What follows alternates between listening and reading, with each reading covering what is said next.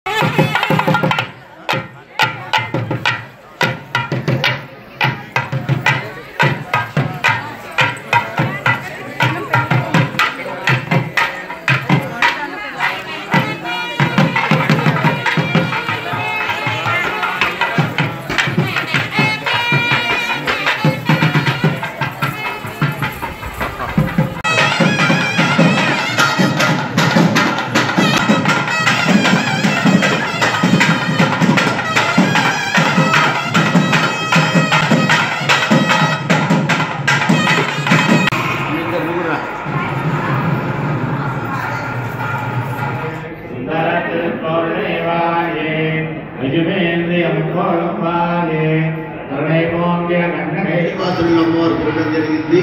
ఇలా నెల రోజులు కొనసాగుతుంది. అందరూ కూడా ఇప్పటిగా చేసి అమ్మవారి యొక్క అనుగ్రహాన్ని పొందాల్సిందిగా తెలియజేస్తున్నారు.